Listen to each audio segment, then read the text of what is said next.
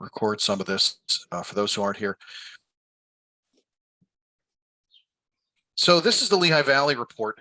Looks like we've got more people on from the Pocono market than we do from the Lehigh Valley right now. But I know some of you will play us back from wherever. One of the nice things about the Lehigh Valley and actually the Bright system, Bucks, Montgomery County, Philadelphia, and even Delaware, is that they print these wonderful reports that tell you what's happening in these snapshots. Poconos, you really have to kind of dig into it to find what's happening in the market, which takes a little bit more time.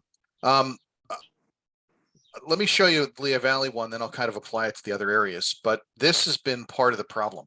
When you look at the marketplace, I know everybody is struggling right now, despite the fact that prices keep rising, the press keeps acting as if we're at the highest point in history. But the number of sales just continues to fall. And for those people are new, and I see that most of you on here actually agents have been experienced for quite a while.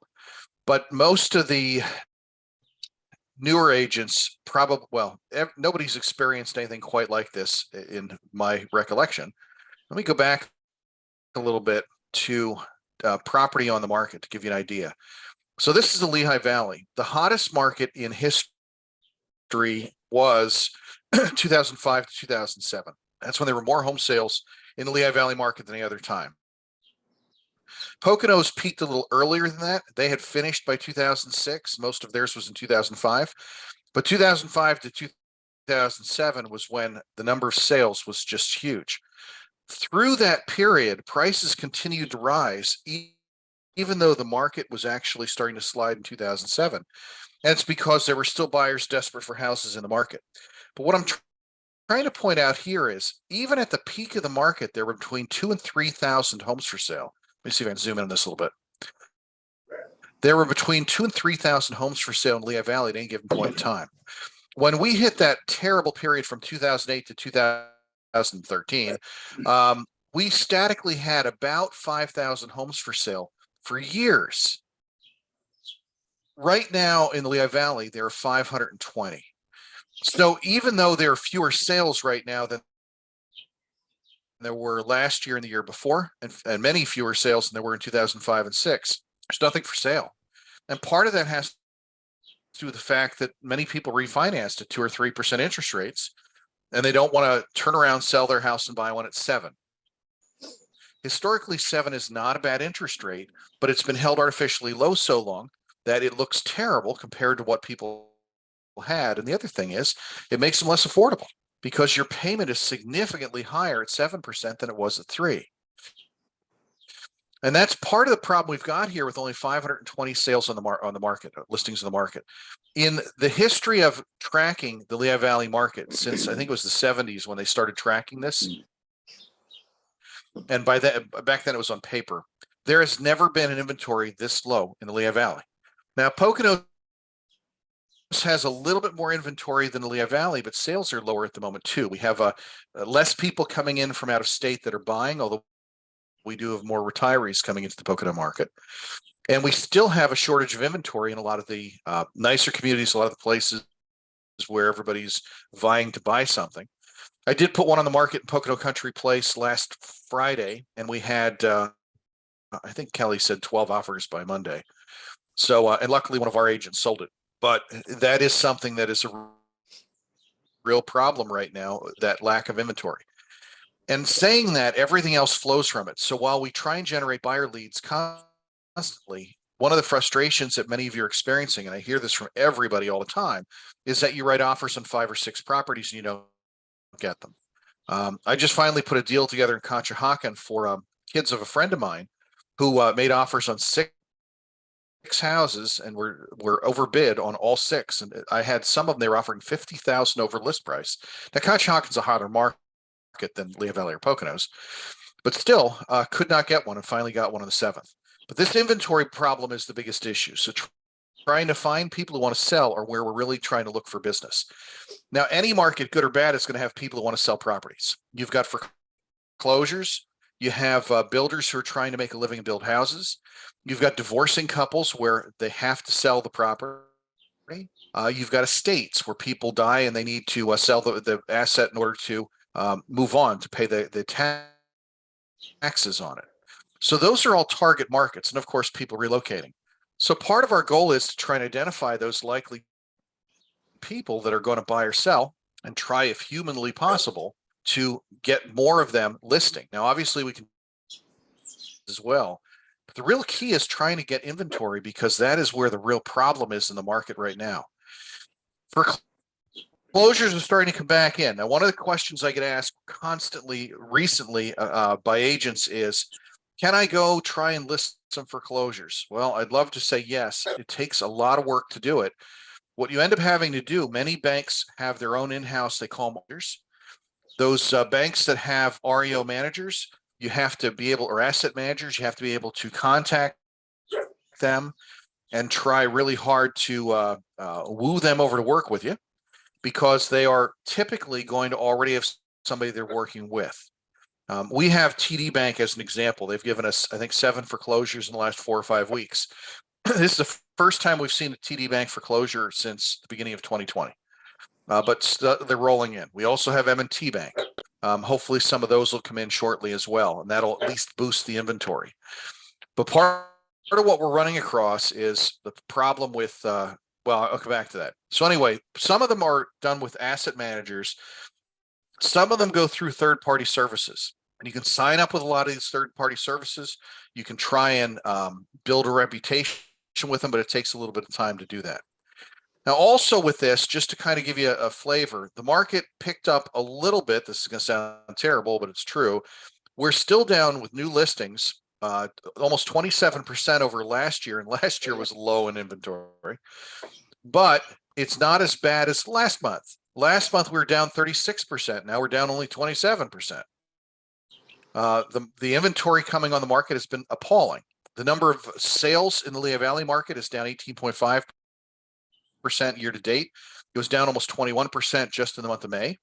And when you look at closed sales, last month we were down, if you remember, over 30%. As of this month, it picked up a little bit. We're down year to date 23.4% over last year. It means a quarter of the market has evaporated, and there were not that many sales last year as a comparison to, back in 2005 and 6.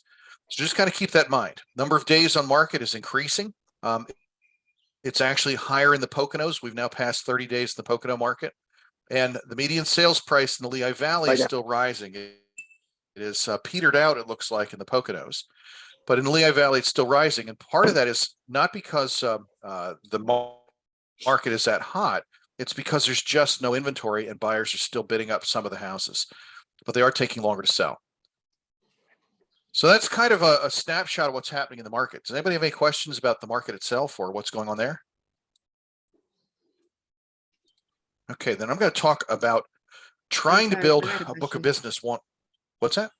I have a question. So does this make this a buyer's market, or? I'm sorry, I missed a little bit of it. This is kind of a really confusing time. Yeah, no, that's right. It's a really confusing time. The number of sales is way, way, way down, but prices are still rising. Now that usually leads into a recession, but the reason that's happening is there's still way too little inventory. Historically, and I'm just using Lehigh Valley as an example, as a benchmark, there's generally over 2,000 homes for sale, even in the peak of the market in 2006, which is much hotter than it is today, or even last year, or the year before. In that peak, there were statically more than 2,000 homes on the market. Right now, with a larger population and more buyers wanting to buy than there were back in 2006, there's only 500 homes for sale. And that's part of what's happening. We're seeing the same thing in Bucks and Montgomery County. We're seeing the same thing in Chester. It's leveling out a little bit in the Monroe County market. Jersey Shore is leveling out somewhat. North Jersey is a real shortage still in inventory, particularly the moderate price range houses. So we're not in a buyer's market at this point because there are still more buyers than there are houses for sale. What's that? I thought somebody asked a question. Okay.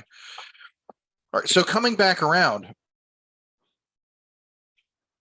what we really need to do is try and figure out a way to get that inventory in. Now, I'm going to talk about getting both buyers and sellers, because obviously you want to work with whoever you can work with, but it has been more frustrating with buyer agents lately because you might be writing 4 or 5 offers to get a house, as opposed to a normal market where that doesn't happen. I show this all the time. It's the outline of the real estate market. And one of the main reasons that people don't succeed in real estate is not looking for clients or finding clients one way or another, because you really have to make sure that you're constantly looking at trying to find clients. It's the number one reason a real estate professional fails. It's failure to go out and find business. And there are lots and lots and lots of ways to build that business. Family and friends, I'm going to talk about a little bit today. Incidentally, whenever I feel frustrated that I'm not getting enough business, which I'm feeling today, one of the things that I have often done for those of you who have been in the business a while is start calling past clients and reconnecting with them, because that often leads to them referring you people. You reconnect, they start sending you more leads, and that's actually a great way of working. But family and friends, you can do neighborhood farming, you can canvas areas, you can do just listed and just sold campaigns. Going after expired listings, some of them are starting to expire in the marketplace. That is once we start seeing more expireds, then we start leaning more toward that buyer's market, but we're not anywhere close to that yet. The inventory has to be down, or the inventory has to be up. There has to be a plethora of inventory, if that's the right word, before we get into that buyer's market. We can go after different types of groups, lakefront properties. We can go after oceanfront properties. Demographics, you can go after doctors or lawyers. Lawyers, by the way, I have it down here. Legal referrals are one of our best source of leads. If you've got friends or relatives that are lawyers, and you can try and find a way to talk to them, they often advise people when they're going into bankruptcy what to do with the asset. They advise people that are getting divorced whether or not they should sell. They help with estates. So you can get decent referrals from those legal referrals. For sale by owners, there's lots of those out there right now. Foreclosures in the market are just starting to hit again. If that's something you're interested in, that takes a lot of work, but it can be a lucrative source of business.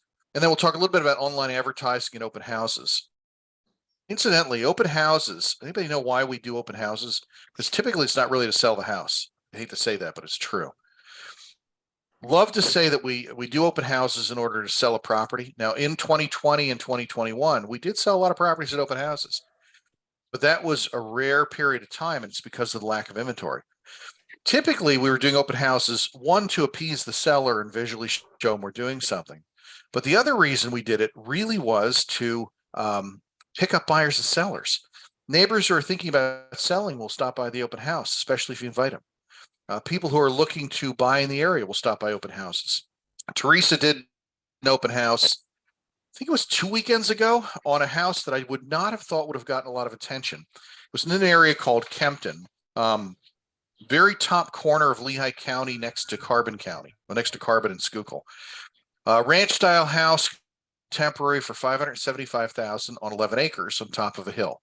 But it was dated, it was not huge, and she had over 50 couples show up at the open house.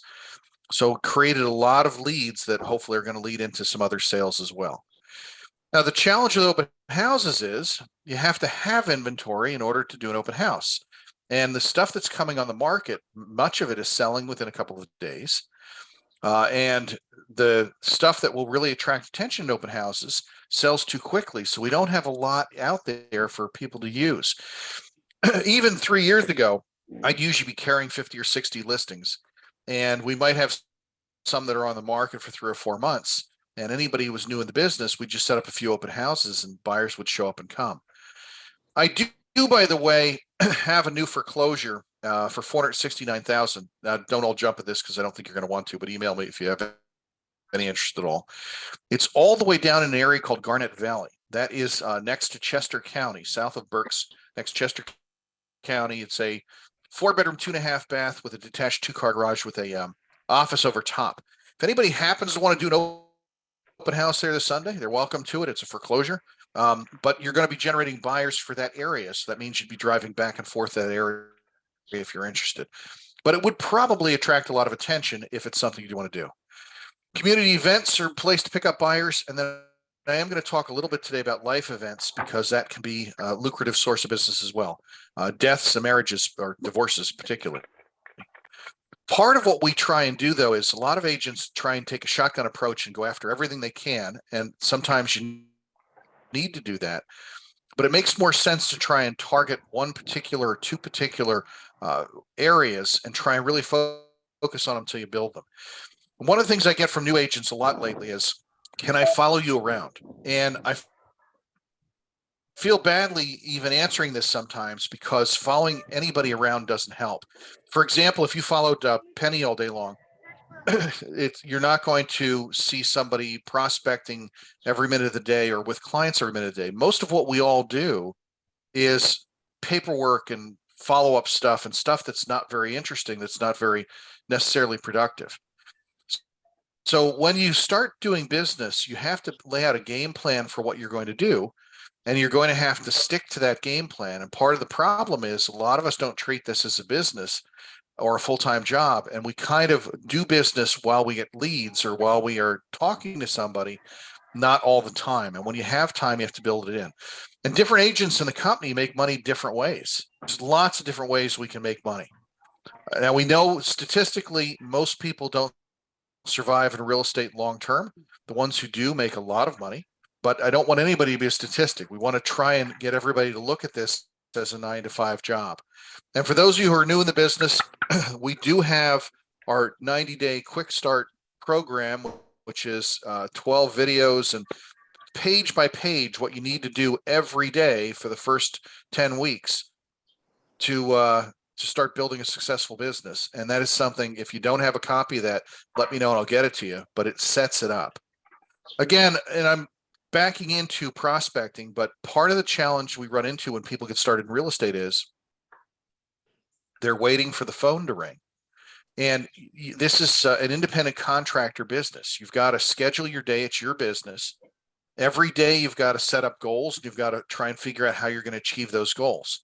And while each of you might have a difference in what you're looking for in life, I want to try and help you provide that to get to that point by providing at least the framework you're going to need to be successful. And part of that framework is going to be some action plans you're going to have to implement to make that happen. So many of us don't treat this as a full-time job, and I can't say that enough. This is by Zig Ziglar, who was a very well-known realtor who became a top trainer for every type of business in the world. And one of the things he wrote was, it was character got us out of bed, commitment that moved us into action, and discipline that allowed us to follow through. And profit in business comes from repeat customers and customers that boast about your project or service and that bring friends with them. Most of our business is by referral.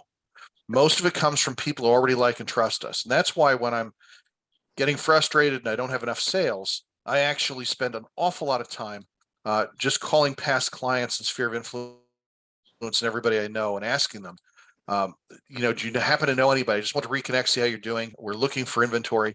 Do you happen to know anybody who's thinking about buying or selling? And too many of us, again, are waiting for the phone to ring, and you're not going to make a great living waiting for the phone to ring. You've got to find a way to go out and create business. And that's what we're going to talk about today. But prospecting is not just picking up the phone and calling buyers and sellers.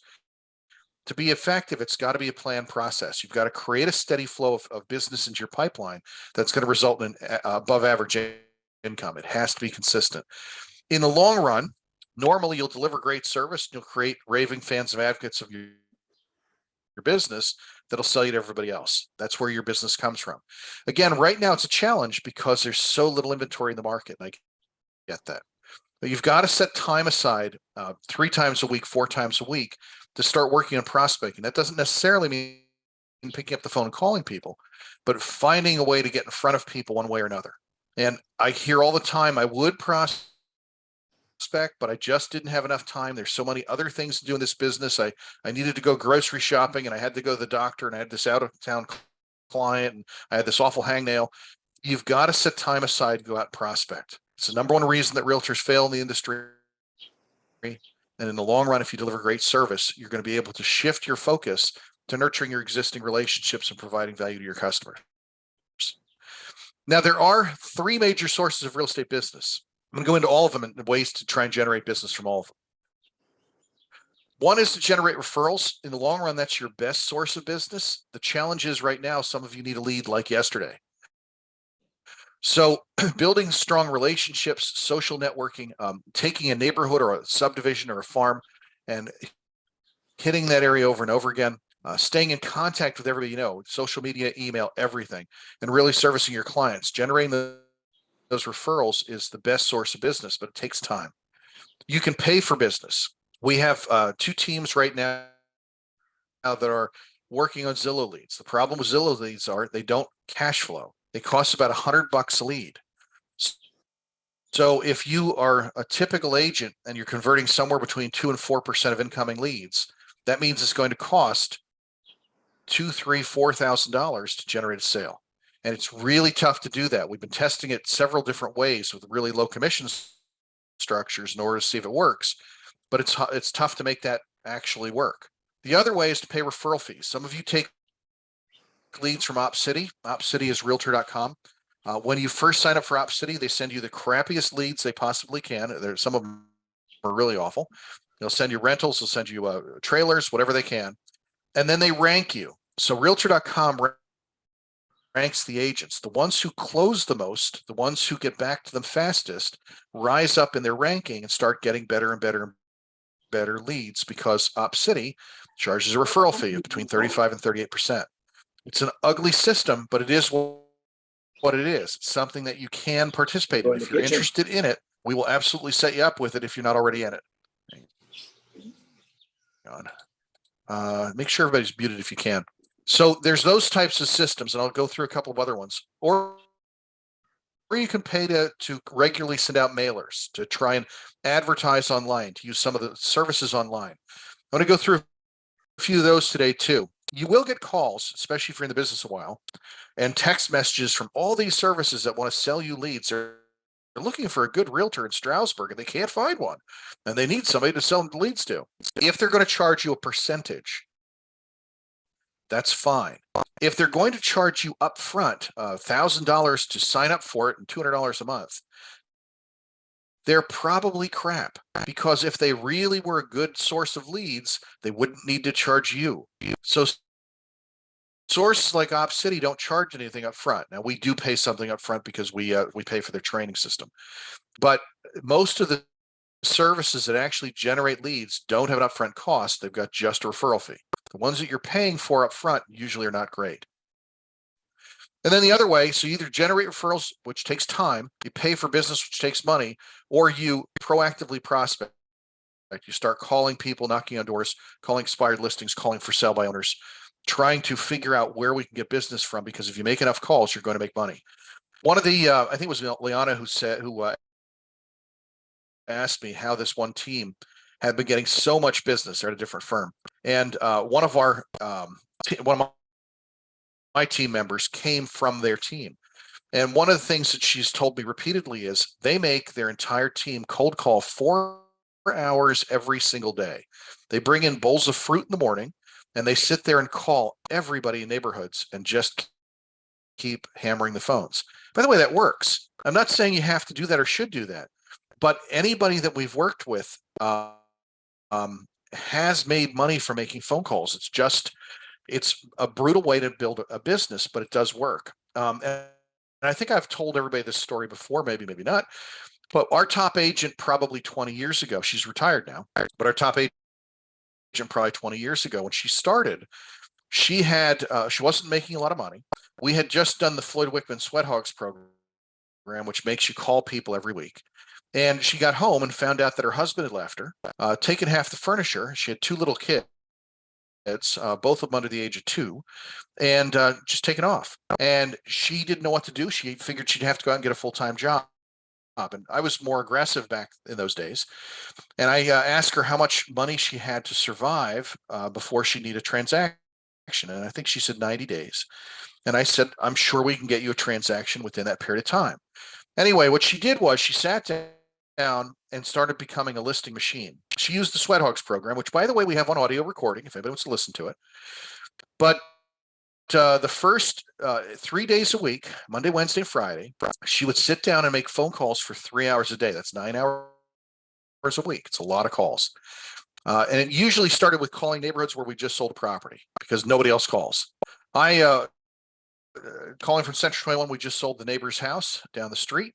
We have other buyers looking in the area, just looking to see if anybody else might be considering selling. And if that person said, how much did they get for it? Well, that's a clue that they might be thinking about selling. If she called 3 times a week for 3 hours a day, she almost always got a listing appointment. Now, some of them weren't serious, but out of 3 listing appointments a week, she generally listed 1. So the first year of doing that, she listed over 50 houses, doing 9 hours of calling and probably 5 or 6 hours a week of being in front of clients on listing presentations. This is 15 hours a week. She did not work with buyers in the beginning. Out of the 52 listings that she took, 35 of them sold. She did get better and better at pricing. The market was average back then. And 35 sales in a year, keep in mind our average commission right now is about $5,000. In today's dollars, it's about $150,000 in income. First year. That was from cold calling. Now, that is really hard to do. One of our other agents who we asked to leave because he did bad things, and some of you know him pretty well, he actually called apartment complexes, the owners of those, and just kept calling and asking if I brought you an offer, would you consider it? And his first year, he did a little over 7 million. His second year did a little over 17 million. And that's a lot of money, a lot of business. But anyway, that's cold calling. So referrals takes time, paying for business takes money, and proactively prospecting sometimes takes guts. I'm going to come back around to family and friends because I really think this is a source of business that too many of us don't tap into as well as we can. But everybody we know, these are really the areas where you get a lot of business from, particularly in the beginning. Your family, your friends, your former coworkers, your friends from school, your hairdresser, your dentist, anybody you can talk to about real estate, your teachers, that creepy guy at the gym. Do not call that creepy guy at the gym. It's just a little bit of a joke. And paying for business, Zillow leads, we pay per lead. Google Pay per click, we pay per lead. We can do paid social media advertising. And when you see things like, I'll get to another screen that has some of them in, but some of these services that will be contacting you, trying to get you to sign up with them, and they've got a website that'll guarantee to generate leads and generate money. It's all really doing paid social media advertising or paid Google advertising. They create ads that attract attention to get somebody to click on them. And as long as they're able to generate that ad that somebody clicks on, you pay for that ad, you pay for that lead, but it's theoretically cheaper than Zillow leads. They may not be quite as serious, but it starts generating a pool. So paid social media advertising. Realtor.com referral fees like OpCity and postcards and mailers are all sources where you can pay for it. Now, these are some of the real estate lead sources that we work with. Zillow for the teams that are working on that. Again, the agents who are on those teams right now are very low commission structures, but the idea was to test whether or not we can actually turn a profit paying for Zillow, which so far it doesn't look like we can. OpCity, again, is with that 35 to 38% referral fee. Some of you are taking leads from OGO Labs. One of the ones we've been getting decent leads from lately is called Effective Agents. And if somebody's interested in signing up for a lot of sources, there are lots of other places. Even Quicken Loans has a lead program. Lots of them out there that you can sign up for. Now, these are ones where you just pay a referral fee. There's no upfront fee. There's no monthly fee, nothing like that, other than Zillow. On the right-hand side are the services that do work, but they can get kind of pricey. So most of these are CRMs, which is the same as MoxieWorks, but they have a component that pushes ads into Facebook, Instagram, into the Facebook audience network, into Google. We've had agents use Boomtown, Bold Leads, and Market Leader in the past. I think we've had the most success with Boomtown, but to give you an example of the way this works, you might pay $1,000 or $2,000 a month. For some of you, that might scare you a lot. But the idea is it pushes into Facebook little ads that try to attract attention and get people to think of some sort of some hook. Are you getting divorced? What should you do with your house? Click here for details. Do you know how much your property's gone up in value? Click here for details. We have a loan program with only 1% down conventional. By the way, we do right now. Click for details. And these people click for information, and it gives them a little information, but it also traps the lead. It traps the information. And it puts it in their CRM, which you can use their CRM, or you can transfer it over to MoxieWorks and create follow-up. But these are ways to try and generate business if you want to. But again, these are paid sources. These are referral, these are paid. Lots of ways of doing it. So again, generate referrals, pay for business, or proactively prospect. And prospecting, again, if you're calling people, you can call expired listings for sale by owners, neighborhoods. You can knock on doors, you can do open houses. There are only two real ways to grow your income as you're in business. One is to generate more leads, however you're going to do that. And the second way is to convert a better percentage of prospects, do a better job presenting yourself than your competition does. And part of that is following up, making sure to follow up relentlessly, because many of the people who call you are going to buy something. When I say the average agent only converts between 2 and 4% of leads, as of last year, now we don't have any statistics this year, and I don't think it's going to be as high because there's just no inventory. But the National Association of Realtors puts out this report every year, and they said that 62%. I'm going from memory. It was over 60% of the people who call you or email you about buying a house actually do buy within 12 months. Now you're only getting, let's say, 3% of them. 20 times that number actually bought a property. So that follow-up, that relentless follow-up, is going to be key in order to actually get a higher and higher percentage. Really, superstar agents convert more like 10 or 12%. So the idea is, if you think they're garbage leads coming in, they're not. People do buy. The other thing is being able to do a better job at making them work with you one way or another. Do a greater listing presentation, a better buyer's presentation. We did listing presentation last week, and that is recorded, and I can send that out again for anybody who wants it. Now, I have been giving all the new agents what I call a business plan worksheet. And starting with sphere of influence, trying to lay out how many people can you get addresses for, how many, on average, people move every 7 years, so divide by 7, multiply by average commission. You can kind of figure out how much money you can make from your sphere of influence. Now, I've said this before, and I probably have it in these slides. In a typical market right now, out of the 100 people you know, and you probably do from past careers, from people you worked with in other industries, from people you went to high school and college with, you know a lot of people that you may see intermittently. Of those 100 people, 14 of them will typically move in a typical year. And half of those 14 will both buy and sell. That's 21 sales from people that you know. Now, people who know people who you know would magnify that dramatically. But trying to stay in front of people and get them to use you and get them to refer you is just such a huge key in this business. And it's always easier to work with somebody who likes you rather than somebody who's a total stranger. It's easy to work with them. So if you know 100 people, 14% of them are going to move this year, and half of them are going to buy and sell. And historically, about 2/3 of business in the entire country for realtors comes from people who either like and trust you, the friends, relatives, past coworkers, and your clients, your past clients, and people referred by those. So people that are referred to you by friends and relatives are the second source of business that comes to you. So hopefully you can tap into that market.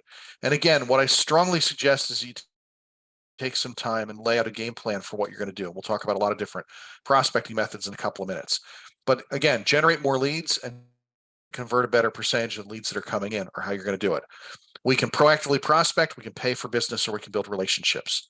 And again, everybody is different. Some people are absolutely comfortable making phone calls to strangers. And if you are going to make money doing that. I would first call everybody you know and stay in touch with them and remind them you're in real estate. And by the way, everybody assumes when you get into real estate, you assume everybody knows you're in real estate and you don't want to bug your family.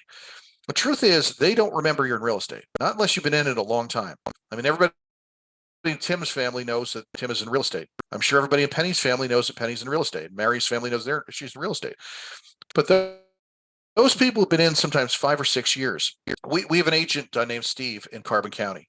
And it's funny, about 3 or 4 years ago, we ran a series of social media memes about him on Facebook. And there were 2 or 3 people who wrote underneath his picture something along the lines of, you're selling real estate now? That's great. Because they knew him as the lumber guy. Now, he had been, because he worked at a lumber company, he had been in real estate for 7 years, and his close friends and family didn't know he was in real estate. Here's the reality. You probably have nieces and nephews right now. You're not sure what they do for a living. You probably have friends from high school and college that you would consider good friends, but you don't know that they're no longer a nurse or no longer a realtor or no longer whatever. You don't remember what they're doing. So staying in touch with them and building that relationship is critical. And if you're okay paying for leads, that's great also, because there are lots of ways we can generate leads by paying for them. But generally, we start by building relationships. And once we get some of these relationships going, you've got to follow up with them. That's one of the keys of MoxieWorks. When you put somebody into your system, when you put them into your Gmail account, and then you go into MoxieWorks and you put them on your e-newsletter and your e-greetings, your holiday greetings, that at least has a way of keeping them up to date and trying to remind them that you're in real estate and you're there. You also should put them on searches if they're looking for a property from the multi-list or from wherever. Make sure they're getting those. You also should be calling them regularly. And if you're posting on social media, in addition to all that, they're reminded in lots of different directions. But when you get a lead, you've got an opportunity. That lead needs to become a relationship with that person. You've got to be persistent. You've got to be there at the right time in order to create the sale. One of the things that I put out probably a decade ago, and every trainer on earth seems to have stolen this thing that I put together, is when we put together websites. We used to do a lot of different kinds of websites, one for horse farms, one for restaurants, one for liquor licenses. The whole idea was, and this is when we're looking at strangers, not people that we already know. We were trying to attract them to contact us and at least look at what we have online. So somebody getting divorced, we'd run an ad for divorced couples, and we'd have them come back to our website, which I'll show you in a minute. And that attracts strangers with online ads or with keywords or with blog posts or posting on social media. Get people to look at your site, they visit it, and on that site, we're going to try and convert them one way or another into identifying themselves, raising their hand and saying, I'm thinking about buying or selling. And we can do that with a lot of different ways. I won't have time to go into that this much today because it gets pretty technical. But we can create specific landing pages for different target demographics, a landing page for divorcing couples, a landing page for people in restaurants, a landing page for attorneys that is specific to them. We can create specialty websites, and we can create some sort of call to action that has information they've got to have. You've got to have some sort of hook. And we talk about this a lot, particularly in commercial. Trying to create some sort of hook that makes them want to click and say, yes, here's my information, send me that free report. Once we do that, we've created a lead. And if we get a Zillow lead or we get an Opcity lead, we get right to this point where we have a lead. After that, we've got to follow up with them. And some of it is going to be emails and phone calls. We can set them up in autoresponders. That's what a campaign is in MoxieWorks or something else. We can also use something called retargeting, where we can set up Google, and it may cost 3 or 4 cents every time this happens. We can set up Google and Facebook to push an ad to that person on a regular basis. And I'll do a workshop on that probably in a week or so. But how to at least have ads keep popping up in their newsfeed. If we do all of this, they're not just going to be a lead, they're hopefully going to become a customer. We're going to sell them a property. And then over time, we're going to deliver great service. We're going to stay in touch with them after the sale, and they're going to become advocates of our business. That's the process we're trying to follow. So let me kind of come back to the easiest group to start with. And I know many of you heard me say this before. I promise, get to some cold calling and expired listings. But real quick, your best target audience is the people who already like and trust you, your social network, your sphere of influence, anybody you see. And again, don't think that they all know you're in business.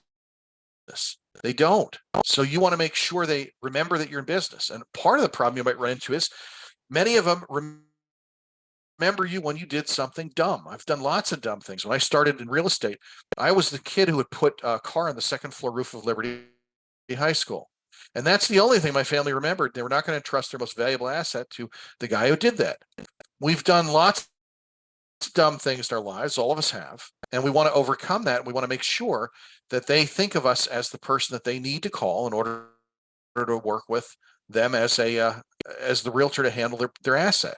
So some of the things we do, and this is an older version, but you're going to do the same idea, but we're going to add a few things to it. You've got to at least compile a list of everybody you know. Now, MoxieWorks makes this a little easy because you can match it with your Google, your Gmail account. Put in the address of all of them because you're going to mail to them also. Put in their addresses, their phone numbers, their email addresses. Add all of them into your Gmail account. It's going to merge with your MoxieWorks.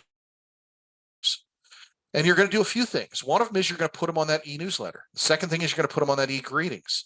But you're also, if you're brand new in the business, you're going to write an initial letter to them. You can print a bunch of them, explaining that you're in real estate and need their help. If you're not new in the business, then I want you to send a follow-up, just a note. One of the things we've done to reconnect with people, and I've done this a lot of times, where an agent is not doing as well as they hoped, but they have 200 or 300 past clients.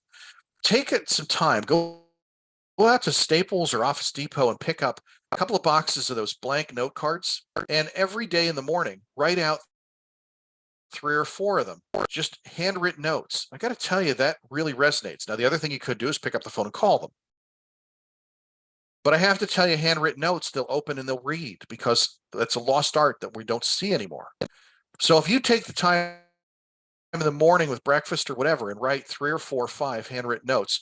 Hey, Aunt Petunia, I hope you're doing well. Haven't seen you in a while. I just thought I'd catch up. And by the way, I'm still in real estate, obviously, and I need your help. I'm including a couple of my business cards. If you run across anybody thinking about buying or selling, please include my card. We also, for new agents, follow up 2 weeks later with a property for sale flyer. I'll show you in a minute, then a recent sales flyer, and then again, a handwritten note. In addition to these things, you've got to be sharing stuff on social media. You've got to be staying in touch with another way. Now, brand new agents, I think all of you have seen this. I'm not going to go through this. This is in the book for brand new agents. This is a first note that you can write. For those who are experienced, because there's more of you experienced agents on here right now, handwrite notes of just touching base. And hey, would you mind putting these business cards in your wallet or your purse and hang on to them in case you run across anybody who wants to buy or sell. These are campaigns, holiday campaigns that are in MoxieWorks. Again, please set them up. This is an example of a flyer. This is apparently a really bad example of a flyer. But sometimes when you mail, you get better response than emailing these days because fewer people mail and everybody emails now because email's free. This takes a little bit of work and it also takes a lot of stamps. But if you mail everybody you know a thing with showing 3 properties for sale, even if you have no listings, you just pick 3 listings from the office and put them together and then put your information at the bottom, they're going to assume that you have 3 listings on the market or more, and they're going to assume you're doing well. For new agents, this has worked very effectively to start making their family and friends think of them as being successful. And again, handwritten notes. Now you can also put together stuff you can post online. This is a postcard we've actually done where we send it out to agents, to past clients, try and remind them what we're doing. And again, up at the top, it says successful sales by our team. We have used this type of postcard, and these are all sales, by the way, we did last year in 2022. So we can put anybody's face on this card, have a couple hundred of them printed, and you can send them out to your family and friends. Now, it does not say you personally sold them. It says successful sales by our team. But if you're interested, and I can change these to Pocono properties or Shore properties or whatever, wherever you happen to be working. If we create something like this and you send it out to your sphere of influence, they're going to assume that you were personally responsible for this, or you and 2 team members were personally responsible. And it shows them evidence of your success and helps them to start thinking more seriously of you actually working to sell properties for them and that they can refer you out because they want to brag about you if they can. So another way of doing it. Post on social media. This is one of Kathy Novak's. Make sure you're regularly posting stuff on social media. And I know you've probably heard this. I've had this argument with a lot of newer agents. Hey, we're not allowed to post ads on our personal page. We have to create a business page. You know, technically that's true. I've been posting business stuff on my personal page for, I don't know, 12 years. I did get suspended in year 2, but after that, they haven't cared. Nobody's reporting anybody. It doesn't become a problem. So you're not going to be seen in your business page. Certainly create a business page. That's fantastic. But share stuff on your regular page also. Try and keep it out there. And you can have a lot of fun with it. And by the way, in MoxieWorks, it does create every listing you have. It automatically creates about a dozen pieces that you can share in your social media. And we've been sending out to all of you these little memes with your name on. There are all sorts of different memes that we send out to you. We've got ones that we sent out, I think, this week for Father's Day. Use those this weekend. Try and remind people that you're in the real estate business, trying to subtly keep that in front of them.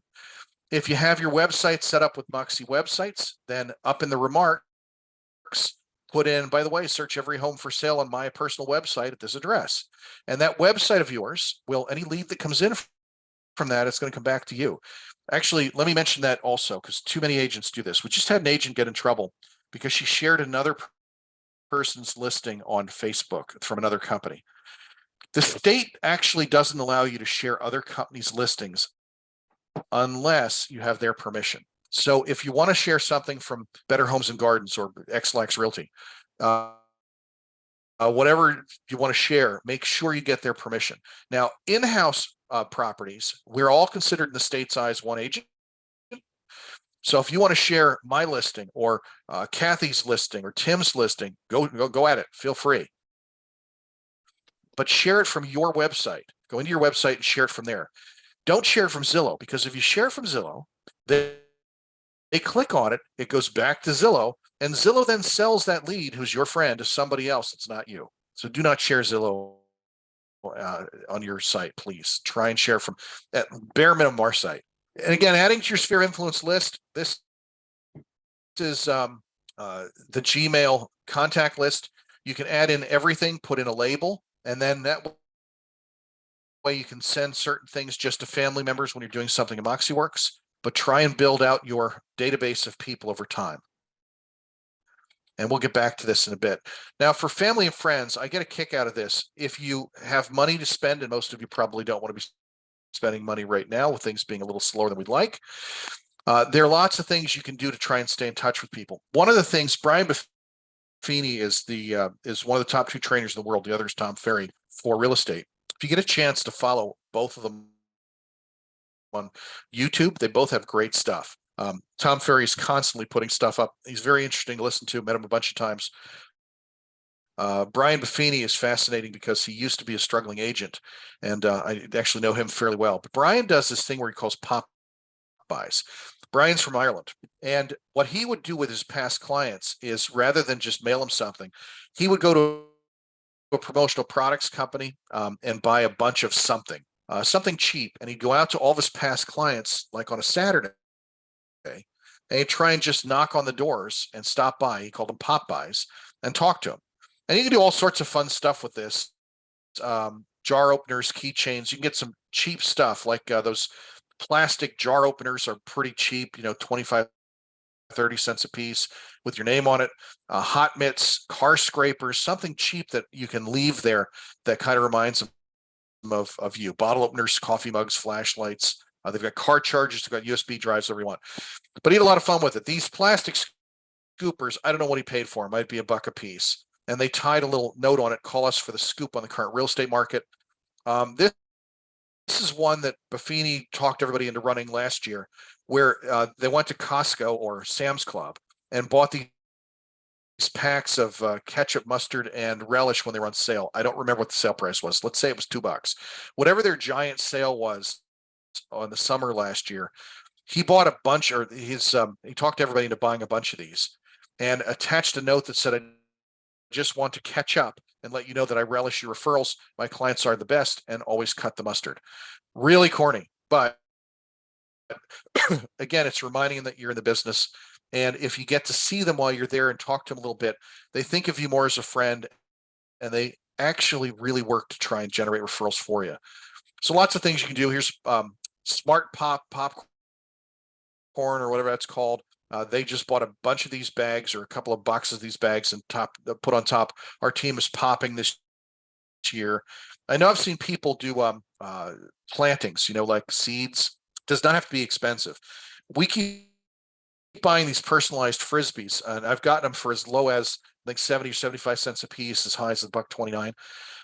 And I've used those all over the place. But jar openers, keychains, car scrapers, flashlights, all sorts of stuff you can do. The idea, though, is connecting with them, not just dropping something off. Again, postcards. If anybody wants to do postcards, please let me know. I'll try and help to set that up. We've got lots of different ways of doing it. And that reminds me, I forgot to do one for Kathy that we have to get done. But you can have a lot of fun with that. And actually, one of the things we've done with postcards that's worked pretty well is expired listings. If a property expires, now this is something you have to do on your printer.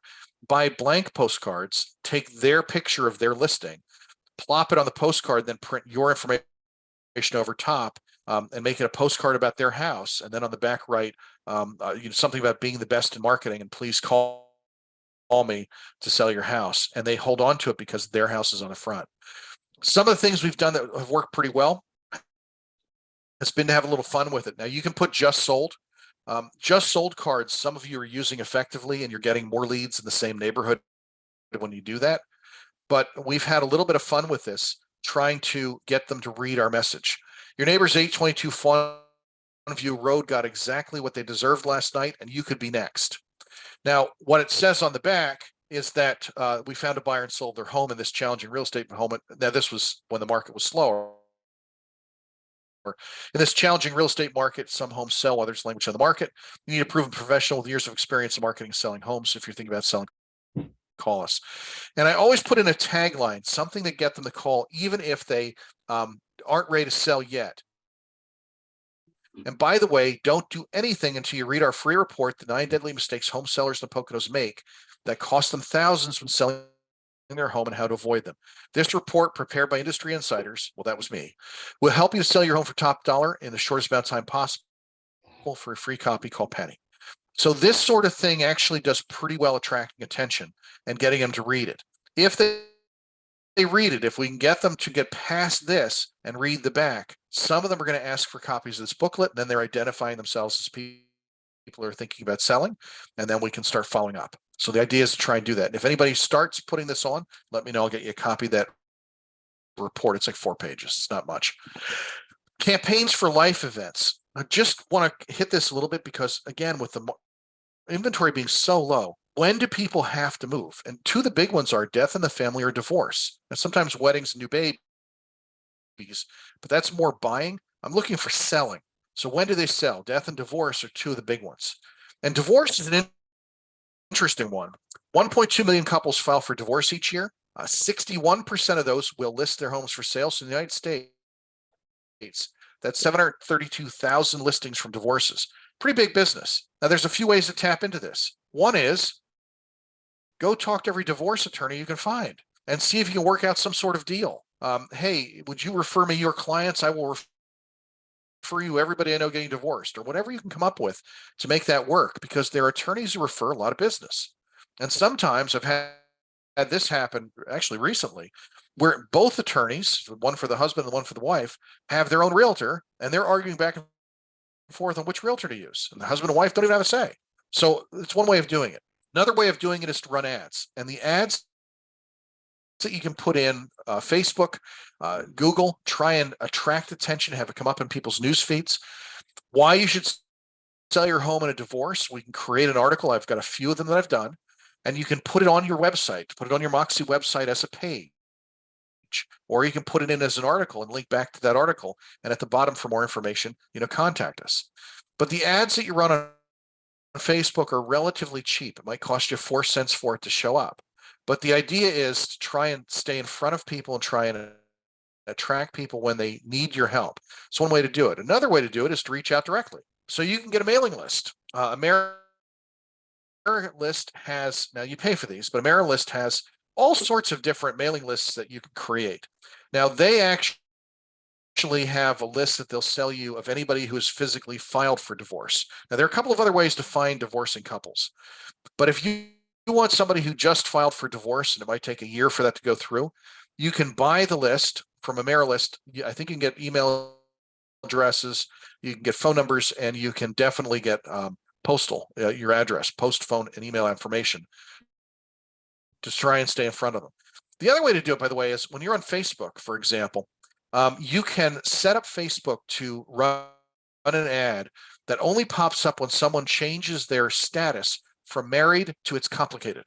Kind of a cute way of circumventing the system, and it pushes the ad directly to them. So lots of different ways you can try and attack that market.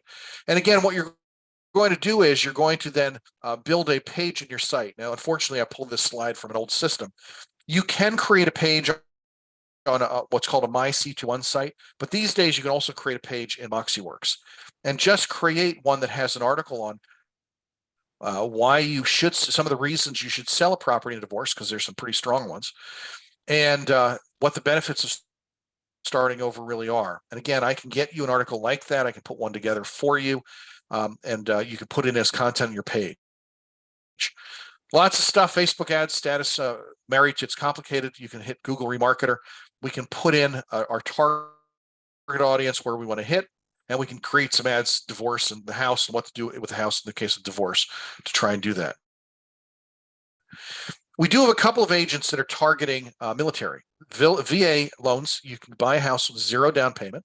But if you hit military families, sometimes they have lots of family members in the military, and you become the agent to handle their stuff. So that's a great target audience. Boy, I can't think of her name, and I knew her really well. There was an agent that with a different firm that passed away about 2 years ago, and she used to go to the Naval Reserves building and do workshops for them on how to sell a house, how to buy a house with VA.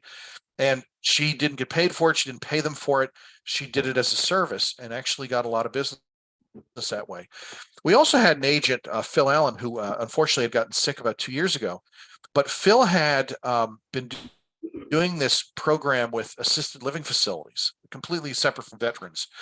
But he would call assisted living facilities and say, hey, would you like me to do workshops on how to transition and scale down from all the stuff you've got in your house to living in assisted living, how to sell your house and go through that process and scale back what you have. And had a pretty decent slide deck for that, would bring in somebody that would talk about decluttering and getting rid of stuff. And they did a lot of workshops, and he listed a lot of properties from these seniors who would come in, had time to come in and listen to how to sell their house. And the assisted living facility would want these people to, of course, live there. So they would promote it to all the seniors they were already targeting. And you become the beneficiary of that promotion. So lots of different target audiences. So veterans, again, how to do a VA loan. You can create a web page, and you can start targeting people on Facebook and places like that with it. Facebook ads for veterans or military. Use Google Remarketer. You can create YouTube. Now, we did about 3 weeks ago, we did a video program, and I don't know if I sent that out yet, but I will send that out, how to start creating some videos that attract attention. You can go to veterans events. You can buy a mailing list for veterans. We've created a series of postcards, and this is for John in the Bethlehem office. You served your country, now let me serve you. Now, John is a veteran, so this helped a lot with trying to build business. The other thing, as I've mentioned before, is this is Penny's listing, but make sure when you're sharing stuff to regularly share on Facebook and Instagram and anywhere you can, Twitter, LinkedIn even, share these listings from your personal website, and make sure your name and picture will come up. Make sure you do that out of your website. Try and post stuff regularly, remind them that you're in business. The other thing we've been doing lately, again, since we switched over to Moxie, I've been trying to rebuild our library of blog posts. Now, the tricky part with this is you could share it from our site, central21keim.com, but the leads that come in on that are going to go through Leads Engine and might get sent someplace other than to you. So what I suggest is you take the blog posts that I'm writing, and I'll keep posting them up if I can,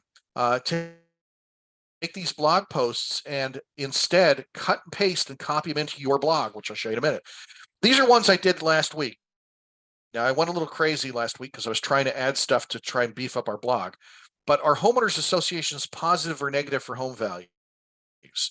Now I posted that and then I shared it on social media, and there were a lot of people who clicked on it. Preparing your horse farm for a successful sale, best practices. Again, this is a way to try and attract attention. Preparing your horse farm for a successful sale. Top 10 reasons to retire in the Poconos, a haven for tranquility and adventure. I posted one about renters insurance, unlocking the benefits, the advantages of 1031 exchanges. That's for investors. Commercial brokers open houses can be effective. These are all commercial stuff here. And if you look at our blog, this is on selling and these are on buying. So we had selling your home. Don't forget to check these tasks off your to-do list. And again, you can certainly share ours right off our website, but I would suggest you're going to post it, and I'll show you that in a minute. 6 creative ways to let your favorite realtor know you'd like to work with them. We had a little fun with that one. And small improvements that have a big impact. 8 common questions home buyers have about appraisals and why sell homes in the spring. This was not recent. I did that back in the spring. Now, these articles that we've written, and I've reposted them on LinkedIn and some other places. If you go into your Moxie site and come down your side here, one of them is blog posts. You click on add new, put in a title, cut and paste the blog post from where I have it, click what category you want it in, and then down here, oops, I don't have it. Well, somewhere down here, click add photo, and you're going to save whatever photo I used. Whatever photo I used, just right click and save it, and then you're going to post that, hit publish, and you're done. You've got a blog post up. As soon as you do that, it's going to give you a link up here, and you're going to take that link and you're going to share it in every social media site you have. You want to try and keep bringing people back. And by the way, when people come back to your blog, it also is your website. So hopefully some of them will start searching and looking at your stuff. Now, cold calling, I'll run through a couple of cold calling ideas real quick. I realize it's absolutely the most avoided activity in real estate. But again, if you don't have a large book of business, including lots of listings and a regular stream of buyers, you need to start building your career somewhere. If you're physically speaking with somebody, you're more likely to try and to get business out of it. So still the number one method of creating business in commercial real estate, by the way.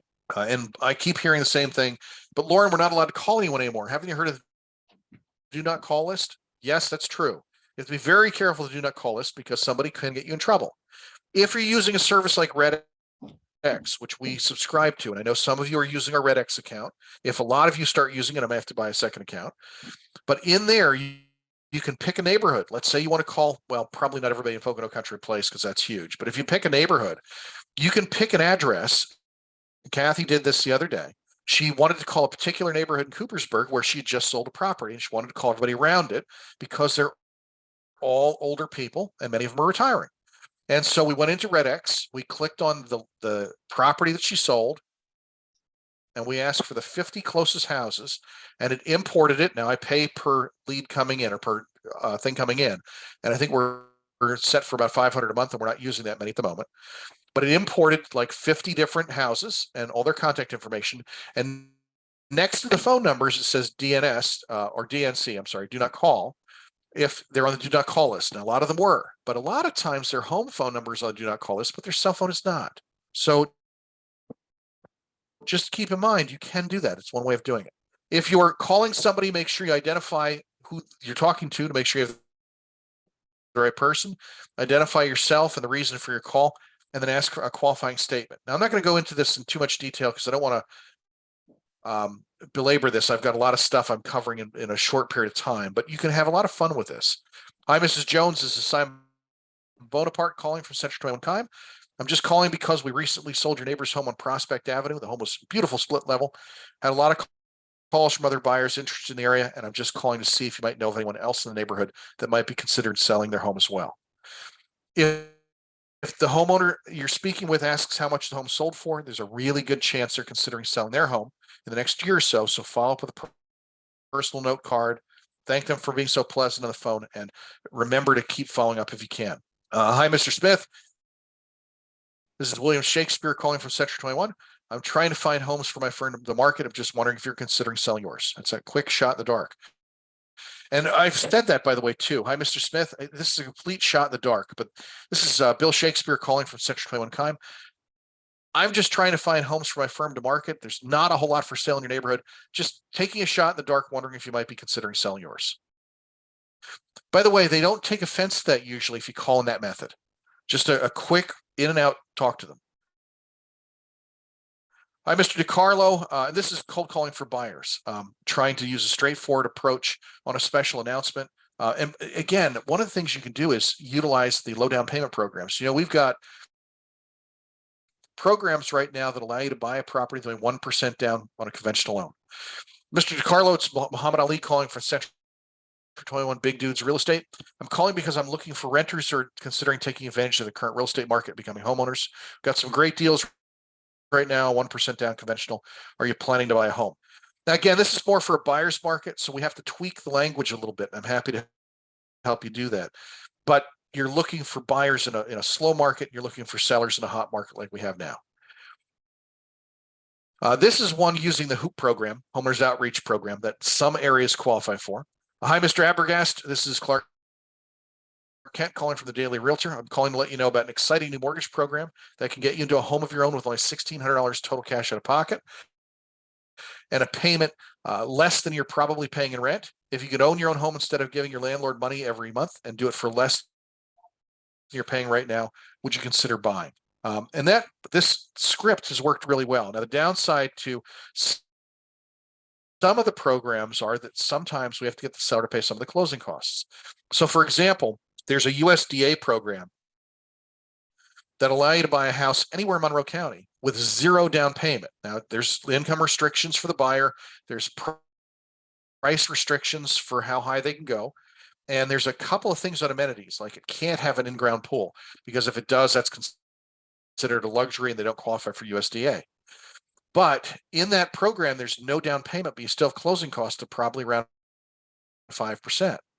The seller can pay that for the buyer, meaning the buyer can actually walk in with no money out of pocket. But it's hard right now with the lack of inventory to get a seller to pay that 5%. So as the market starts shifting, that becomes a real powerful way of selling properties when things are slowing down.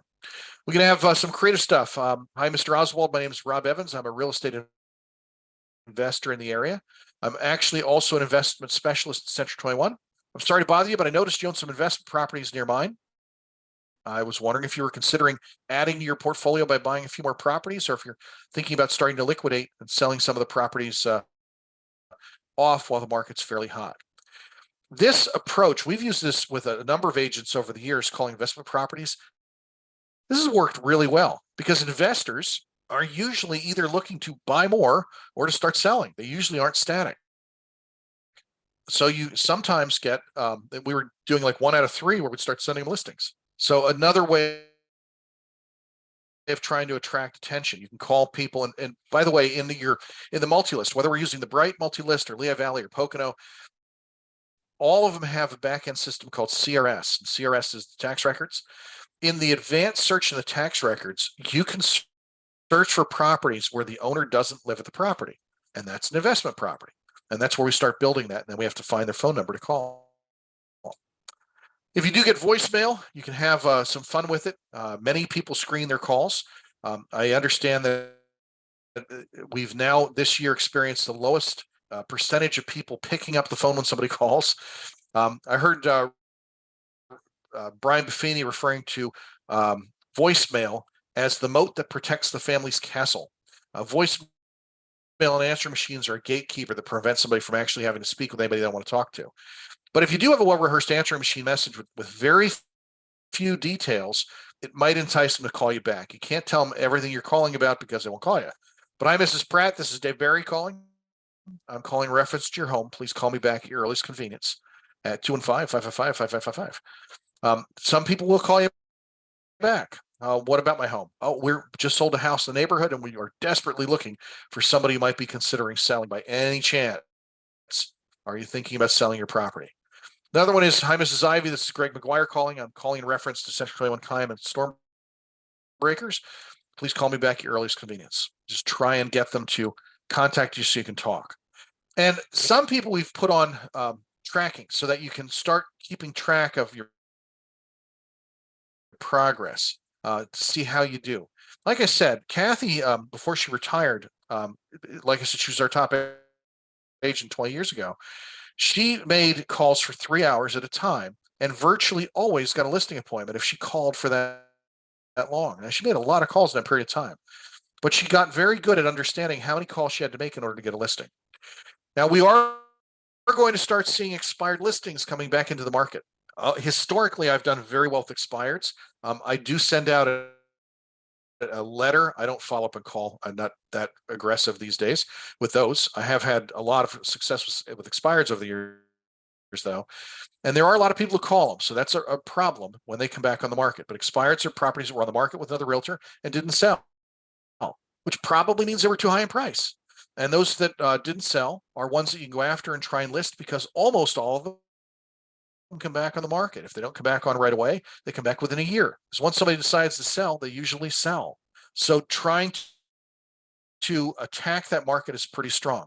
Incidentally, if you have not listened to Floyd Wickman's Sweat Hogs, at least the first few sessions, send me an email and I'll be happy to send it to you, because it's really fascinating to listen to how he explains how to build a business out of expireds. He's got some great material. So in a typical market, this is Market Watch. This is probably a Valley system, but 237 expireds in one day.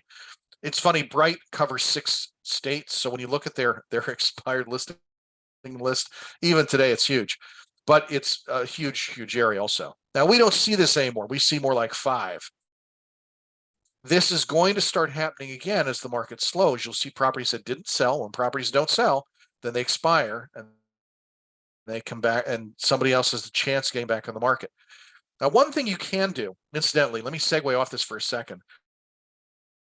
If a property expired a year ago and never came back, I do periodically go back and look at the properties that expired, a year ago, check if they came back on the market. And if they didn't, call them, because people have stopped calling them. When a property first goes off the market, they might get 30 phone calls from realtors. They might get 50 letters, and all the letters say the same thing. I'm number one in the marketplace. They'll lie. So that's what they're going to get from everybody. If it doesn't come back on the market immediately, 2 or 3 or 4 months later, all those calls have stopped, and you become the only one calling. So it's just something to keep in the back of your mind. Instead of sending a letter like everybody else does, though, you've got to find a way to try and connect with them. This can be one of the best sources of business. Boy, that picture is awful. You got to understand from the seller's perspective, if their house didn't sell and they thought it was going to sell in 10 minutes because they've got the nicest house in the block, everybody does. Their house was built with the 6-inch nails instead of the 4-inch nails, and they've got an extra hose bib on the front or whatever. They all are shocked that their house didn't sell.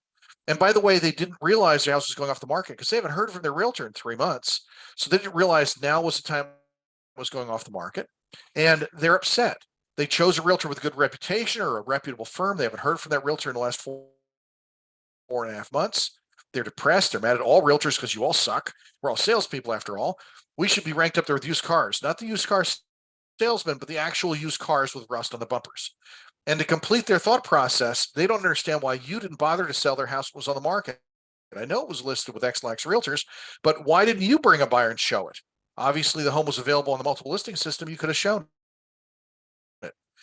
That's the perspective they're coming from. However, they're going to list with somebody. So sometimes when you talk to them, and by the way, when it expires, they're going to get those 30 or 40 calls all at the same time. And they're blindsided by all these calls coming in. And half these calls say the same thing because they've been trained by Mike Ferry or Floyd Wickman, and they all have the same script. So you've got to figure out a way to be a little different than everybody else. There was an agent in Easton who was really successful with expired listings about a decade ago. Now, I'm not suggesting this. I would not do this, but it depends on who you are.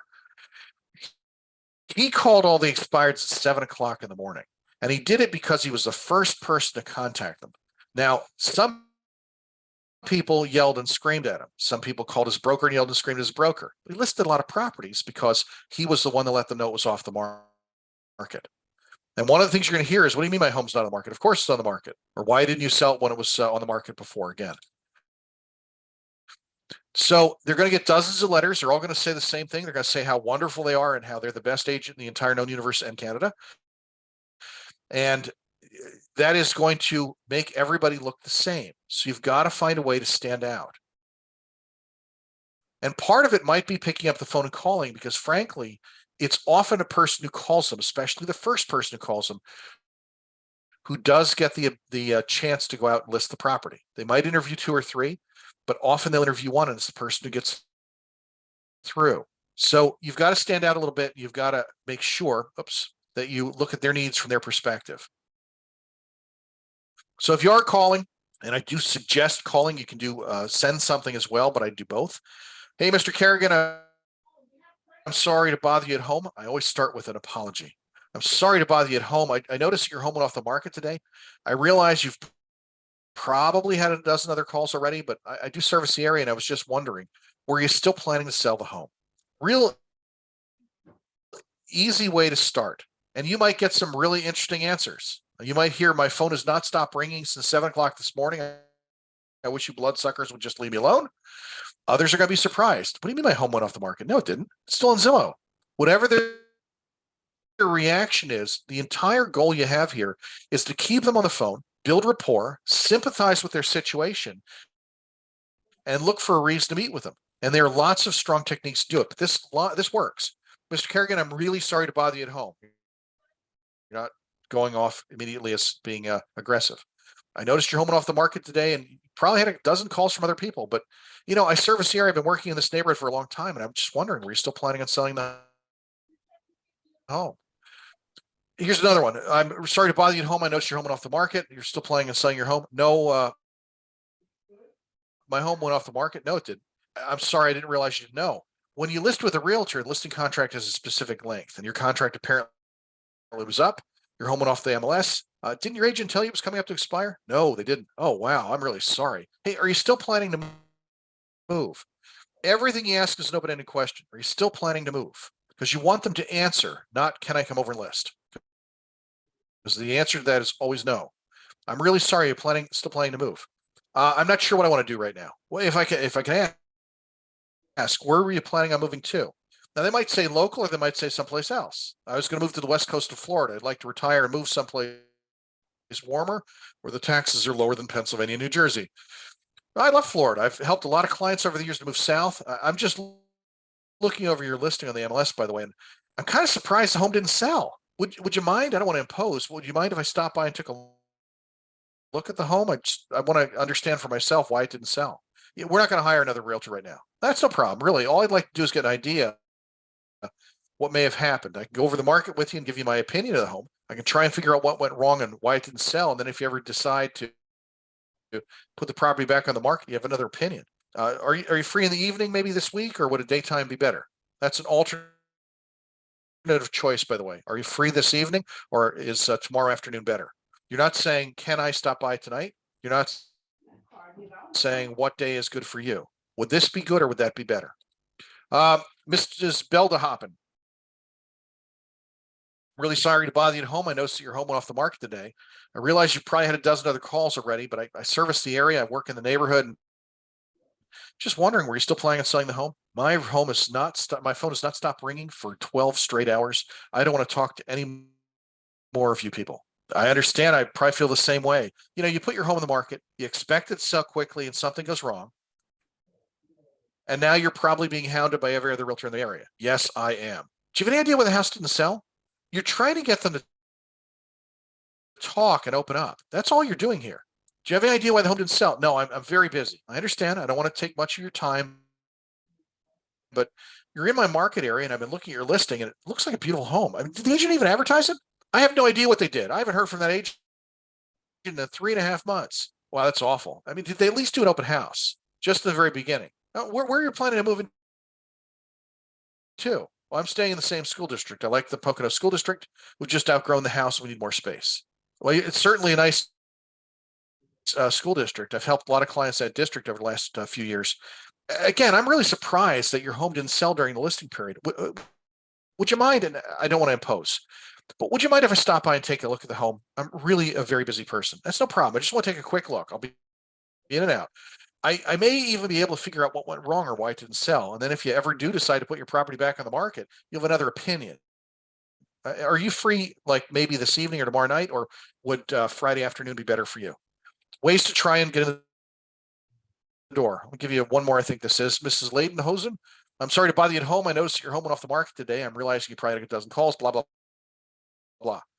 Yes, but I'm going to be much more careful this time when I hire an agent. I plan to interview 3 or 4 different agents because I had a very, very bad experience with my last agent. I understand if I were you, I would do exactly the same thing. It never hurts to get several opinions on the pricing of a property and to hear different methods of marketing properties. So if you're going to interview several agents, I'd really love to be one of those agents that you'd interview. Would it be possible? That depends. What's your commission rate? I mean, you've heard that line before. How much are you going to charge a commission? Will you do a 3%? Well, my commission is negotiable. We can certainly discuss it and open your thoughts. But when were you planning on conducting interviews? You're turning it around. You don't want to give answers if you can. You want to get in the door. Early next week. Well, that'd work fine for me. If possible, would you consider interviewing me first? See, I work a little differently than most agents, and my goals are to build long-term relationships with each one of my clients. And I do that by going above and beyond the norm. And when I market a property and deliver service, I always tell sellers who are considering selling a property that they should select an agent based on the strength of their marketing plan and their service. If you interview me first, you can use me as a measuring stick and measure other agents' marketing plans against mine. And what would work better for you, in the evening or during the day? Again, different dialogues to try and talk to them. Now, there are other campaigns. I'll go through a couple of them pretty quick because I'm running really long here and I don't want to keep you guys tied up forever. But you can have, there's lots of other things you can do to try and catch attention with expired listings. One of the ones I use, and a lot of you will not use this, some of you really hate this idea, I put on what I call an easy exit guarantee. If you are, or listing cancellation guarantee, or fire me at will guarantee, whatever you want to call it. The idea is they're so upset with the last realtor, they don't want to be tied up with another realtor for 6 months. So they now want to list it for 2 months. So one of the things I give them, or I at least send in the mail if I'm sending it, part of the package is, I am so sure of my service that I'm going to call you every week and let you know what's happening. But I'm also going to give you an easy exit guarantee. If you're unhappy with my service, I will let you out of the listing. That sometimes allows me in the door because they start feeling better about us than somebody else will use it. You don't have to, but it's something that might work. When Wayne Taliber, he's retired now, used to do expireds. And by the way, we always had probably 7 or 8 different agents doing expired listing campaigns. Once in a while, there'd be a little bit of tension, but most of the time, we had different approaches, and each person's approach would work for some people, but not others. So Wayne would get some expired listings. Tim would get some expired listings. I would get some expired listings. Holly would get some expired listings because of all different approaches. And this is the one Wayne used. He got these plastic bags. I think I still have stacks of them in the office. And in the morning, at like seriously 5:30, 6 o'clock in the morning, he would get up and he would get all the expired packages together. He'd have all these things ready. And he'd go out and he'd stick them on the doors of expired listings that came up that morning. Because as they went out to work, the first thing they do is they'd see this thing hanging off the door. And I don't know if I have a picture. I don't. But he had a letter pointed out that was in big, bold letters saying, "Did you know your home is no longer on the market for sale?" And when they pull a plastic bag, that's the first thing they see, and they would open it up. They often would carry it with them to work. Or if they get the newspaper delivered yet, they bring it in with a newspaper and look at it and say, "What the heck?" And again, if 90% of the message is a headline, "You know your home's no longer on the market for sale." That was a huge headline on the front here. And then inside, you have some package information on his team. And that would get calls from the client to him because they haven't yet gotten bombarded with 30 calls from other agents. And that worked very, very well for him. Now, most of us couldn't do that because I wasn't getting up at 4 o'clock in the morning. So it worked well. So his package might have said the listing agreement with your current realtor is expired and your home was taken off the market. Very often when a home is taken off the market, off the MLS, does as a real estate agents call the owner with literature, making all sorts of promises. I believe I'm a little different than other realtors in the area. I'm so sure of my service, I guarantee if you're unhappy with my service anytime, you can cancel it. You can fire me. Lots of methods we can use. All right, campaign number 2. This is what Bob used. Now, I don't know that I like this method, but it worked really well for him. He went to the local printer and he had postcards printed. And on the one side of the postcard he had printed, he would write in felt tip, "Dear blank, I'm wondering if you consider selling your home to one of my buyers. Please call me." And it was actually Bob. He wrote that in felt tip, simple card. He went to a printer and 500 of them printed. And then he had a stack of these felt tip pens. And every morning he'd write Jim, and he put Jim's address on the back, and he expired listings. Then he'd send them out. And people would call him and say, "Do you have a buyer for my house?" Because they just went through 6 months on the market. They're thinking, if somebody has a buyer, I'd rather sell directly to them than to go through all this crap all over again. So people would call him and say, "Do you have a buyer for my house?" And his response would be, "I don't know, I haven't seen it yet, but I've got a lot of buyers looking in the area. What I have to do first is take a walk through and see if it's going to fit any of my buyers. What time do you have available for me to stop over?" And it worked very effectively. One of the ones we had a lot of fun with was the needle in the haystack. These are cake boxes. You get them for about 35 cents a piece. Now, this takes a lot of work, but it is different than what everybody else does. Again, everybody sends the same letter out of the same software saying that they're the best. So we'd go out to expired listings, and we had agents who dropped these off, writing across the top, finding the right realtors, like finding needle in a haystack. And people would open the box, and inside we'd stuff it with hay. Now, these boxes are about 35 cents a piece. And then inside we'd put hay in. This is Bonnie Smith. She's now retired. We would take a business card, and we get a bunch of those plastic needles, like 100 for $1 at Walmart or whatever. Punch a hole in the card and take some yarn, maybe something colorful, and tie the business card to the needle. Bury the needle in the hay, put the card on top. And then we'd have some sort of note in the top that says there are many successful realtors in the area. To be successful, I need to market myself differently. And I think I've proven I can do that. I can do the same for your house. There are 2,416 houses on the market today. And to make your house stand out, we have to go above and beyond and be different. And then that's where I excel at. Please call me. Now, dropping off these cake boxes, we would get calls back from about 1 in 8 expired listings. Was it worth it driving these boxes all over the place to expired listings and to for sale by owners? It was. It worked really, really well. Another one we had fun with was the pre-crumpled letter. We would take this, again, the headline is everything. So it would say across top third, this letter has been pre-crumpled for your convenience. And then on the letter, it would say that the listing agreement with your current realtor is expired and your property was taken off the MLS. And by the time you read this letter, I'm certain you've heard from a dozen real estate agents claiming to be the best in the marketplace and making you all sorts of promises to get you to list with them. I believe I'm a bit different than other realtors. What you need to sell your property is someone who understands how to market, somebody who understands how to make her team and her commercial properties stand out from the competition, and I'm the person to do that for you. And then we take the letter, we crumple it into a ball, we flatten it back out, we stick it in an envelope and mail it. And we handwrite the address on the front. We put an actual stamp on, and it feels different when people get it in the mail. They open it up. Some of them think it's corny. Some of them chuckle, and we got a lot of calls from that as well, from people who are thinking we're doing something a little differently. So you can have a lot of fun with this sort of stuff. Another way you can do it is you can do a series of postcards. Instead of just contacting them once, put together a series of 6 postcards or 5 postcards. I have templates for a lot of these, but you have to get them printed. And you can send them out every 2 days for the first week and a half or 2 weeks after a property expires. You're staying in front of them, and they start seeing you as the name to possibly call. Again, they might just list somebody who calls them now. So this is another method. Puzzled over why your home hasn't sold yet? Looking for the perfect place to call. That's not it. Home hasn't sold yet?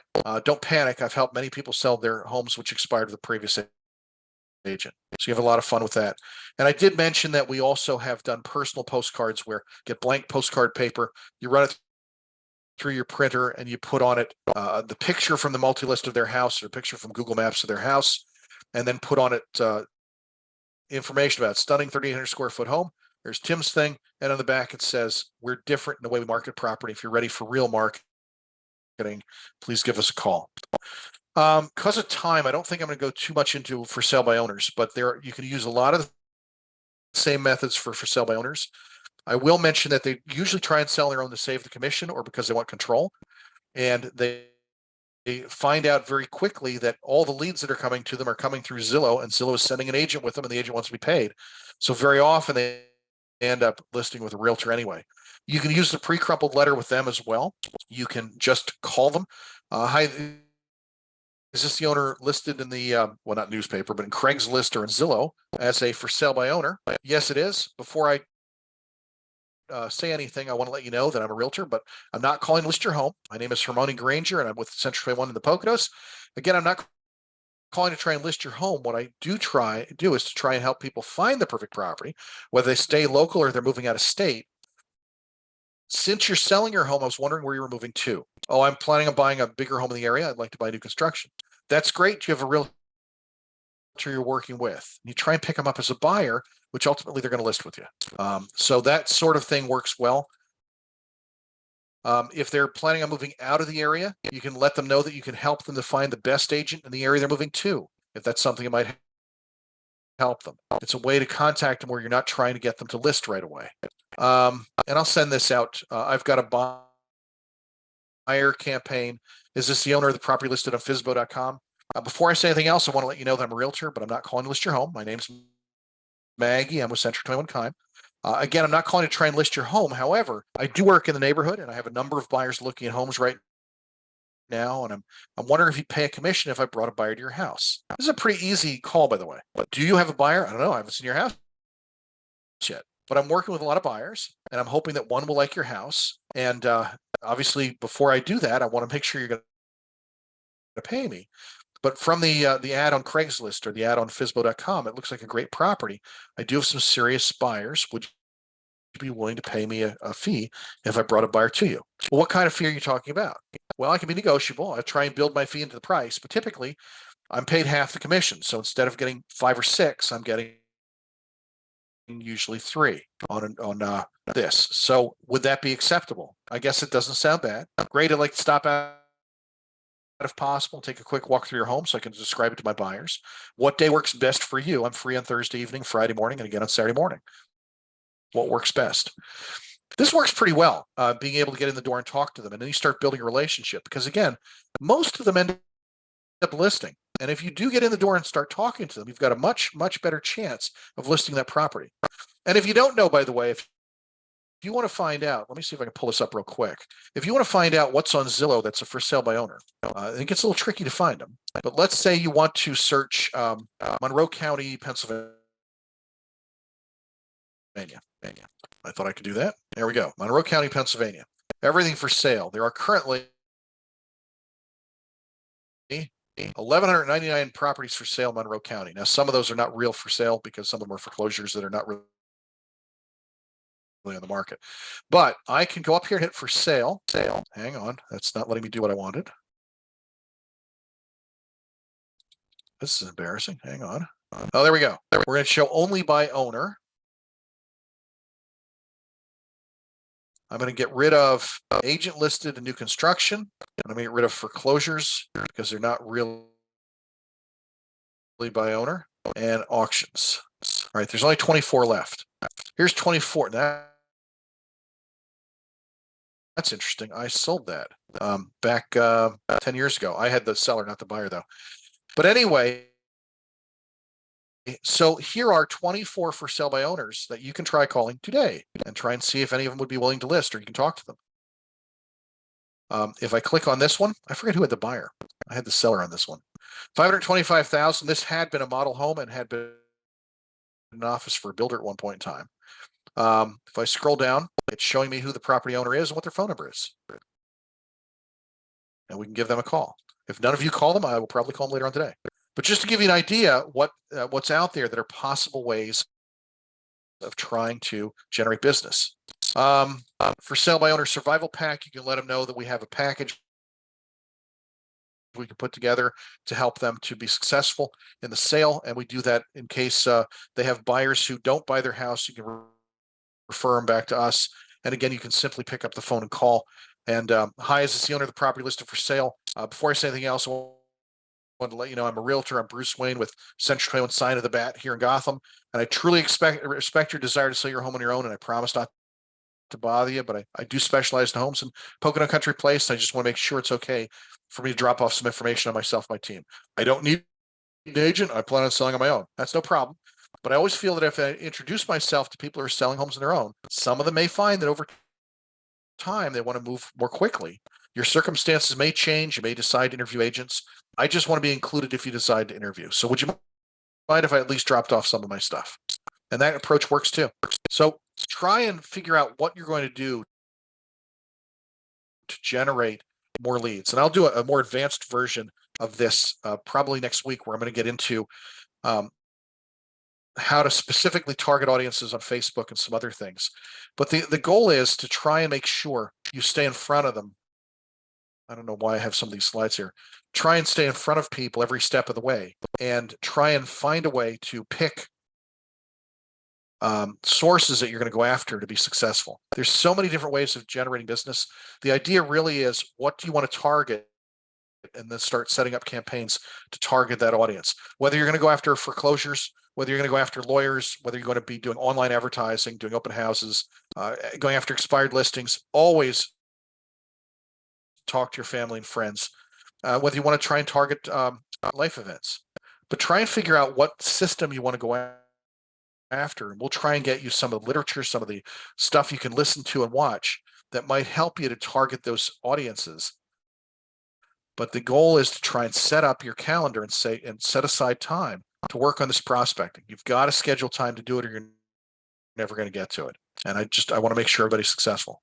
So saying all that, anybody have any questions, anything that you can you want to ask? I know I covered a lot of different stuff in a relatively short period of time, but is there anything I can help with? Anybody want to ask any questions?